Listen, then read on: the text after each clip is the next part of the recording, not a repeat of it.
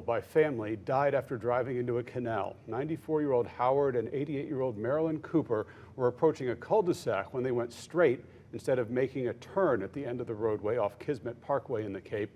There are 3 separate arrow signs posted right here to warn drivers of the end of the road and that turn, but people who live in that area say that's not enough. Wink News anchor Annette Montgomery live in the Cape tonight. Annette, you talked to a neighbor who had to rescue a family out of that canal back in 2020.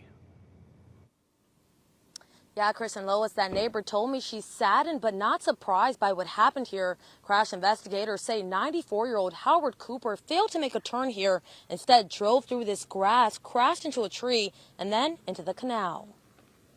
For Addison Bryant, her grandaunt and uncle lived the best love story. They were inseparable. Anywhere they'd go, they were holding hands. Like, he wanted to take her everywhere. She said for Howard and Marilyn Cooper, life together was like a movie. The Notebook is the best way to kind of describe their relationship. Is that's how they would want to go together.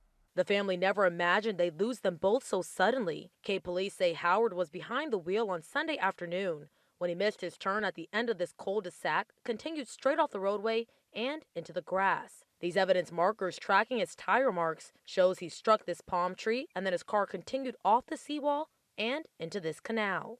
There definitely needs to be a warning sign just because of how common this is happening. That's just one of the neighbors who rescued another couple out of the same canal in 2020. She witnessed that crash and was able to help. No one apparently saw Sunday's crash until it was too late. They don't know where they're going, and then they have no warning signs, so they're just going straight into the canal. More signage is something Cape police assured me they're working on, not just in this area, but on many of the city roads near a canal. After this, that's definitely something we're going to have to look at and take into account and really work on getting more signage and stuff like that. Here is a preventative measure. It presents a possibly deathly situation when you drive into a canal like that.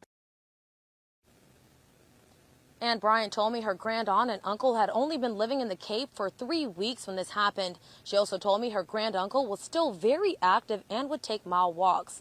Now, she told me he had his entire funeral planned out and they will be buried in Alabama, where their love story first started. Live in Cape Coral, Annette Montgomery, Wink News. Awesome.